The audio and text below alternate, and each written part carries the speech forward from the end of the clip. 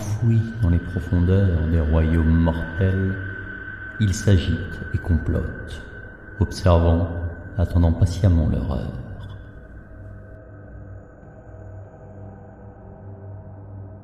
Salut et bienvenue sur ce nouvel épisode de Profilage de Sigmar. Aujourd'hui, comme convenu, on va aller voir du côté du chaos, et on va parler de la manifestation du pouvoir du grand racornu dans les royaumes mortels, les Verminlords.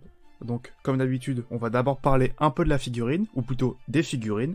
Ensuite, on va voir les différents War Scrolls des Verminlords, avant de rentrer un peu plus dans les détails. En parlant par exemple des différents rôles que peuvent remplir les Verminlords, ainsi que de leur utilité sur une table de jeu. Le kit du Verminlord est un kit plastique à 85€, qui permet d'assembler votre Verminlord parmi 5 choix différents, chacun de ces choix représentant un aspect du grand racornu. Nous avons donc le Verminlord Corruptor, qui représente la pestilence et la souillure incarnée, les Verminlord Deceiver, maîtres de la ruse et de l'assassinat, les Verminlords Warbringer, qui sont des maîtres sur le champ de bataille, les Verminlord Warpseer, qui sont connus pour être des manipulateurs suprêmes, ainsi que les rarissimes Warp New Verminlord, versés dans l'art du voyage interdimensionnel. Notez bien toutefois que le Warp New Verminlord est une entrée Forge World que nous traiterons que très brièvement lors de cette vidéo. De tous les Verminlords, le plus puissant d'entre eux est Lord Screech Vermin King et représente l'option nommée lorsqu'on choisit de jouer un Verminlord. Maintenant que les présentations sont faites, nous allons analyser le profil de chacun des Verminlords, en commençant par le socle commun, puis en voyant quelles sont les différences entre chacune de ces unités. Concernant ce qui est similaire, les Verminlords ont tous la même roue de caractéristiques, c'est-à-dire qu'ils ont tous le même mouvement, la même sauvegarde, la même bravoure et le même nombre de blessures. De plus, chaque Verminlord possède la protection du racornu, ce qui confère une Feel No Pain à 5 contre les blessures et les blessures mortelles. Ils possèdent aussi tous l'aptitude Terrifiant, qui réduit la bravoure de 1 des ennemis engagés avec les Verminlords. Pour finir, tous les Verminlords possèdent l'arme à projectiles que préhensile, portée 6 avec un nombre d'attaques dégressives, maximum 4 attaques, minimum 0 attaque, touche à 3, blesse à 3, perforation -1, dégâts 1. Notons aussi que tous les Verminlords sont des sorciers qui peuvent lancer 2 sorts et en dissiper 2. Maintenant, concernant les différences entre chacun de ces Verminlords, commençons par le Corruptor. Donc, le Verminlord Corruptor est du clan Pestilent. Il possède l'arme de mêlée Faucille de Peste, portée 1, nombre d'attaques dégressif de 10 à 6, touche sur 3+, blesse sur 3+, perforation 0, dégâts 1. Et sur un jeu de touche non modifié de 6, les faucilles de la peste infligeront une blessure à la place de la blessure normale. À la fin de la phase de combat, le Verminlord Corruptor pourra infliger des 3 mortels à une unité à un pas de lui, sur un 4+, grâce à l'aptitude Maître de la Peste. Son sort de War Scroll est Redoutable Peste, qui est un sort anti-horde sur un 4+, avec une valeur de lancement de 7, ciblant une unité ennemie à 13 pas. Enfin, concernant son aptitude de commandement, le Verminlord Corruptor connaît l'aptitude de commandement Seigneur de la Pestilence, qui permet de faire relancer les jets de touche à toutes les unités pestilents entièrement à 13 du Verminlord Corruptor. À présent, concernant le Verminlord Warbringer, ce Verminlord est une unité du clan Verminus. Il possède 2 armes de mêlée, une Vouche de Ruine, portée 3, 6 attaques, touche à 3, blesse à 3, reine de -1, dégâts d3, ainsi qu'un gantelet à pointe, portée 1, une seule attaque, touche à 3, blesse à 2+, dégressif, de 2+, à 4+, perforation -2, dégâts 2. Ce gantelet à pointe possède l'aptitude Pointe de la suprématie de Verminus. Lorsqu'un jet de touche non modifié avec le gantelet à pointe sera 6, alors on ajoutera 4 dégâts infligés par cette attaque. Donc pour un total de 6 dégâts infligés par le gantelet à pointe. Lorsqu'il sera entouré d'une horde de Skaven, ce Verminlord pourra relancer les jets de blessure de ses attaques grâce à l'aptitude Au cœur de la marée grouillante. Tandis que côté magie, il possède le sort Redoutable Frénésie Mortelle, qui permettra sur une valeur de lancement à 7 de choisir des 3 unités ras de Skaven entièrement à 13 du sorcier. Et lorsqu'une figurine de ces unités mourra, alors elle pourra pile-in et attaquer avant d'être retirée de la table de jeu. Pour finir, le Verminlord Warbringer est un tyran des batailles et pourra, pour un point de commandement, faire relancer les jets de touche et de blessure de 1 aux unités du clan Verminus qui se trouvent entièrement à 13 de ce Verminlord. Ensuite, nous avons le Verminlord Deceiver du clan Eschil. Son arme de mêlée est le Malstylet, portée 1, 6 attaques, touche à 3+, blesse à 2+, dégressif, de 2+, à 4+, perforation -3, dégâts d3. Il possède aussi sa propre arme à projectiles, l'étoile de ruine, portée 13, une attaque touche à 3+, blesse à 3+, perforation -1, dégâts d3. Et si vous ciblez une unité de plus de 10 figurines avec l'étoile de ruine, alors vous infligerez des 6 dégâts au lieu de D3. Côté aptitude, le Vermilord Deceiver est enveloppé de ténèbres, et donc les ennemis qui le ciblent avec des armes de projectiles devront soustraire 2 à leur jet de touche lorsqu'ils ciblent le Vermilord Deceiver. Son sort personnel est Redoutable Évasion, valeur de lancement à 6, et permettra de téléporter un héros Radeskaven entièrement à 26 pas du lanceur du sort, si ce héros possède 12 PV ou moins. Vous pourrez ensuite retirer ce héros du champ de bataille et le replacer où vous voulez, à 6 ou moins de l'ennemi. Et son aptitude de commandement est Seigneur des Assassins. Pour un point de commandement, vous pourrez faire relancer les jets de blessure à toutes les unités du clan Eshin qui se trouvent entièrement à 13 de cette figurine. Le Vermilord Warpseer, quant à lui, fait partie du Master Clan. Il possède une Vouche de ruine, portée 3, 6 attaques, touche à 3+, blesse à 2+, dégressif, toujours de 2+ à 4+, perforation -1, dégâts D3. Comme je l'ai dit précédemment en introduisant les figurines, le Vermilord Warpseer est un manipulateur suprême.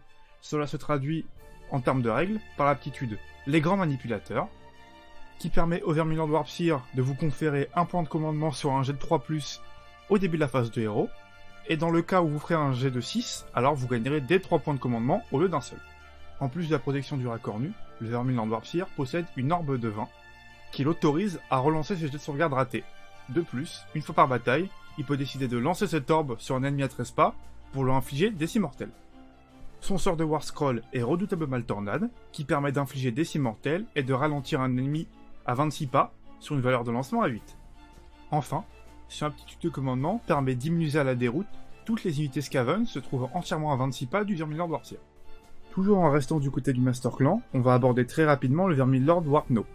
Il possède une arme avec un profil dégressif de 5 dégâts à 1 dégât, a la capacité de se déployer sur le champ de bataille près d'un New Skaven, tandis que son sort vous permet de cibler une figurine d'une unité ennemie et de la tuer. Pour finir, toujours dans le Master Clan, parlons du Vermin King. Il a 2 armes, une Vouche de ruine, la même que le Vermilord Warbringer, 6 attaques, touche à 3+, baisse à 3+, Reine -1, dégâts D3. Il est aussi équipé d'une Faucille de Peste, 8 attaques dégressives, de 8 à 4 attaques, touche à 3+, blesse à 3+, Reine -1, dégâts 1. En tant que chef des Vermilord, il peut faire appel au pouvoir des 6 grands clans Skaven via l'aptitude le Raot Restet, conférant différents bonus, comme par exemple +1 au jet de lancement, de dissipation ou de conjuration, ou alors +1 au jet de touche pour les attaques effectuées par cette figurine. Son sort personnel est le classique très redouté 13ème sort, valeur de lancement de 8, celui-ci vous permet de choisir une unité ennemie à 13 ou moins du Vermin King et de lancer 13 dés. Pour chaque jet de 4+, vous infligerez une blessure mortelle et vous pourrez invoquer un Radéclan entièrement à 13 du Vermin King et à plus de 9 de l'ennemi. Enfin, son aptitude de commandement, le Rat Roi, vous permet de faire relancer tous les jets de blessure de 1 aux unités Skaven entièrement à 13 pas du Vermin King.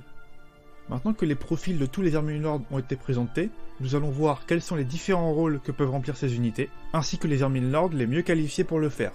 Donc, c'est parti. Si ce dont vous avez besoin, c'est un Vermilord capable de superviser votre armée, alors le Vermilord Warpseer est tout indiqué. Premièrement, grâce à sa relance des sauvegardes et à sa Feel No Pain à 5+, il est extrêmement résistant, que ce soit contre le snipe, au tir ou à la magie. On pense notamment à Croak, qui est prédominant dans les listes Seraphon en ce moment, et qui donc représente un danger pour vos héros. Ensuite, si vous jouez Skaven, notamment si vous jouez des hordes de Skaven, un de vos points faibles va être la phase de déroute. Grâce à sa génération de points de commandement et à son aptitude de commandement, le Vermilord Warpseer vous permet de pallier ce défaut via une bulle d'immunité de 26 pas, ce qui représente une bonne partie de la table. En plus de cela, via son sort qui a 26 de portée et qui inflige des 6 mortels, et son orbe de 20 qui a 13 de portée et peut infliger des 6 mortels une fois par bataille, le Vermilord Warpseer sera en capacité d'affaiblir, voire carrément de tuer des unités clés de l'adversaire, surtout si vous restez à portée d'un Yule, afin de fiabiliser votre phase de magie. Si jamais vous décidez de faire du Vermilord Warpseer votre général, alors le trait de commandement Maître de la magie sera tout indiqué afin de pouvoir fiabiliser encore plus votre sort grâce à un +1 au lancement des sorts une fois par tour, applicable après le lancement de dés, ce qui est très intéressant. Pour les artefacts, je ne peux que vous conseiller d'équiper votre Vermilord Warpseer de la pierre suspicieuse afin de lui conférer une deuxième Feel No Pain à 5+, et donc de le rendre encore plus résistant contre les blessures mortelles qui sont légion en ce moment dans AOS. Mais la muette éthérée, couplée à sa relance de sauvegarde, est aussi un excellent choix pour augmenter la résistance de votre Vermilord Warpseer. mais cette option perd grandement en puissance une fois que vous avez lancé votre orbe, car vous ne bénéficiez plus de la relance des sauvegardes. Et si ce que vous recherchez, c'est un Verminlord toujours axé sur le support, mais un peu plus offensif, en termes de magie, alors vous avez le choix. Si vous jouez un bon nombre d'unités pestilents, 2-3 unités de bonne de la peste et un creuset, alors le Verminlord Corruptor est tout indiqué, car il vous conférera la relance des jets de touche pour vos unités pestilents, tandis que son sort ainsi que le nombre d'attaques conséquents qu'il possède sur son arme de mêlée va vous permettre d'infliger de lourds dégâts au hors de l'adversaire. Par ailleurs, en équipant le Verminlord Corruptor de l'artefact Lame de Jugement de l'extension Malign Sorcery, vous pourrez même transformer votre Verminlord en tueur de héros. En effet, lorsque vous possédez la Lame de Jugement, chaque jet de touche qui fait un 6 non modifié ciblant un héros ou un monstre infligera directement des cibles mortelles. Donc on se rend bien compte qu'avec 10 attaques, la probabilité de faire un 6 est assez élevée, donc c'est qu'un artefact qui peut être très intéressant sur le Verminlord Corruptor. Mais si vous ne jouez pas d'unité pestilent, vous pouvez aussi envisager de jouer le Vermin King, car le très redouté 13e sort est un sort qui, en moyenne, va infliger entre 5 et 7 mortels à l'adversaire, en plus d'invoquer derrière des clans pour le bloquer. Lorsqu'on sait que toutes les unités Skaven sont affectées par son aptitude de commandement, alors le Vermin King est un bon choix lorsque vous jouez une armée de corps à corps Skaven et que vous avez différents mots-clés, par exemple Moulder, Eshin, Verminus, car vous ferez relancer les jets de blessure de 1 à toutes vos unités, sous couvert bien sûr d'être à portée de l'aura du Vermin King. Enfin, grâce à son aptitude le rat à 13 têtes, le Vermin King pourra aussi servir ponctuellement de Verminlord de corps à corps, car il aura accès à la raid-3 sur sa Vouche de Ruine pendant le round de bataille de votre choix. Et les Verminlord de corps à corps, parlons-en justement. Vous avez le choix entre le Verminlord Warbringer et le Verminlord Deceiver. Pour comparer les deux unités, j'ai tout d'abord fait un tableau des dégâts moyens en fonction de la sauvegarde adverse. Mais il y a un problème sur ce tableau, c'est que les Verminlords sont dégâts D3, et donc le tableau moyen des dégâts ne va pas forcément être représentatif de ce qui va pouvoir se produire sur une table de jeu. Pour avoir une estimation qui est plus précise des dégâts que vont pouvoir faire les Verminlords et donc pouvoir comparer l'efficacité de leurs armes en fonction de la save de l'adversaire, j'ai donc fait la répartition des dégâts en fonction de la save adverse. Donc évidemment, avec une arme à raid-3, le Verminlord Deceiver, il va plafonner très vite et atteindre son plein potentiel à partir d'une sauvegarde à 4+. La plupart du temps, vous allez faire entre 4 et 9 dégâts.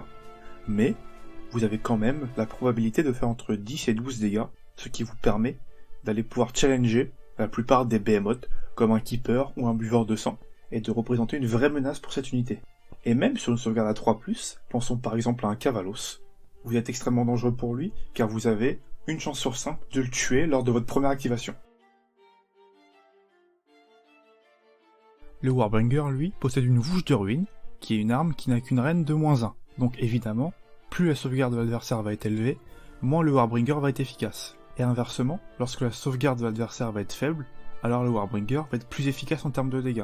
Surtout qu'en plus de la Vouche de Ruine, le Verminlord Warbringer possède le Point d'Ague, qui est une arme avec une attaque dégâts 2, et si jamais vous faites un 6 à la touche, alors vous allez passer le dégât de l'arme à dégâts 6. Lorsqu'on sait qu'il existe un trait de commandement du clan Verminus qui permet une fois par bataille d'ajouter plus 2 attaques à une arme du général, alors votre probabilité de faire un 6 à la touche avec le Point d'Ague va passer de 16% avec une attaque à 43% lorsque vous allez effectuer 3 attaques. C'est donc un aspect non négligeable du potentiel offensif du Warbringer qu'il faut prendre en compte. Malgré tout ça, contrairement au Verminlord de magie, où il est possible de déterminer quel Verminlord va tirer son épingle du jeu, car certaines aptitudes et sorts sont plus forts que les autres, en ce qui concerne les Verminlords de corps à corps, la réponse à cette question est un peu plus compliquée, car il faut prendre en compte d'autres aspects, comme l'arme de tir, les aptitudes, ou bien les règles liées aux différents clans. Donc, même si les résultats que vous allez faire au corps à corps dépendent de la chance que vous allez avoir au dé, de manière générale, le Deceiver est une très bonne option pour aller tuer les héros adverses, que ce soit des magiciens ou des behemoths, qu'importe leur sauvegarde, grâce à sa raid-3 et pour aller challenger n'importe qui de manière égale. Et si jamais vous voulez prendre un héros de corps à corps qui est un peu plus versatile, même s'il va peiner contre certaines sauvegardes assez élevées, vous pourrez prendre le Warbringer qui est capable de faire un bon nombre de dégâts avec un peu de chance, grâce au combo trait de commandement plus le Point d'Ague. Maintenant, pour la dernière partie de la vidéo, on va voir quelles sont les choses à faire en termes de positionnement, ciblage ou déplacement avec les Verminlords sur une table de jeu. Alors, comme d'habitude, lorsque vous chargez avec un Behemoth, pensez toujours à charger en coin les hordes pour limiter la contre-attaque de l'adversaire lorsqu'il va engager son unité. Mais les Vermin Lords, même si certains sont forts au corps à corps, c'est pas vraiment des unités comme le Mokosha, où vous allez aller chercher à détruire les unités clés d'adversaire en chargeant avec. Généralement, vos Vermin Lords, ils seront bien au chaud derrière vos rats des clans. Donc, ce que je vous conseille, c'est de mettre vos Vermin Lords à 2,5 pouces de vos rats des clans. Alors, pourquoi je vous conseille ça? C'est parce que si de prime abord, se mettre de manière à être engagé, si jamais l'adversaire charge votre écran, ça peut paraître contre-productif. Je vous rappelle qu'il existe peu d'armes qui ont une portée 3, donc peu d'armes capables de venir taper votre Vermin Lord derrière votre écran, alors que le Vermin Lord, si jamais c'est un Vermin Lord avec une vouche de ruine, il a une portée 3, et donc lui, il pourra répliquer sur l'unité qu'a chargé votre unité de rat des clans. De plus, une aptitude d'allégeance Skaven vous permet, lorsque vous activez un héros Skaven, au lieu d'attaquer avec celui-ci, de faire un mouvement de désengagement. Ça permet donc de replacer votre Vermin Lord et de gagner un mouvement gratuit que vous n'aurez pas forcément eu si jamais vous y étiez à plus de 3 pas de votre écran, et donc pas à portée de se faire engager par une unité qui charge les rats des clans. Ensuite, pensez toujours à bien mettre vos Vermin Lord à 1 des New Hall pour profiter du +1 à la magie et fiabiliser vos sorts. Aussi, afin de pouvoir vous téléporter si jamais vous en avez le besoin. Cette téléportation des New Hall se faisant en début de phase de mouvement, si jamais vous avez un sort de téléportation comme le Deceiver et le Prophète Gris peuvent avoir, alors vous pouvez vous téléporter avec le sort en face de héros, faire vos aptitudes et vos sorts dont vous avez besoin, par exemple la peste du Corruptor ou la Maltornade du Vermin Lord Warpseer, et ensuite, grâce au New Hall, de vous retéléporter en sécurité si jamais vous êtes trop près de l'unité adverse. Vous pouvez aussi jouer l'Umbral Spell Portal afin d'augmenter la menace de vos sorts, voire même coupler les deux, à la fois le sort de téléportation et le sort permanent, afin de représenter une véritable menace pour l'adversaire lors de la phase de magie. Pour finir, on va parler d'une astuce qui concerne le Vermin Lord Forge World, car j'avais dit qu'on l'aborderait pendant cette vidéo. Alors, le sort du Vermin Lord Forge World est un sort qui permet de cibler une figurine d'unité adverse, lancer un dé. Si vous faites plus ou autant que sa caractéristique de blessure, vous allez venir tuer la figurine. Ça permet donc, en fait, si l'adversaire fait des longs cordons, de retirer une figurine afin de briser la cohésion, et si l'adversaire n'est pas en mesure de récupérer sa cohésion avant la phase de déroute, il devra retirer autant de figurines qu'il faut afin de récupérer sa cohésion. Par exemple, si vous ciblez une unité de 10 Sequitors qui est en ligne, et que les Sequitors sont à un pas les uns des autres. Si vous tuez celui du milieu, l'adversaire devra retirer autant de Sequitors qu'il faut pour récupérer sa cohésion. Donc grâce au sort, vous ferez un mort, et à la phase de déroute, vous ferez 4 ou 5 morts, en fonction du choix de l'adversaire dans le rétablissement de sa cohésion. Voilà, c'est tout pour cette fois, en espérant que cela vous ait plu. Alors, comme vous avez pu le remarquer, j'ai un nouveau micro, donc j'espère que la qualité audio de cette vidéo va être beaucoup plus agréable que les précédentes. Comme d'habitude, n'hésitez pas à laisser vos suggestions dans les commentaires, et à me dire quelle unité vous aimeriez voir pour la prochaine vidéo. Salut, salut!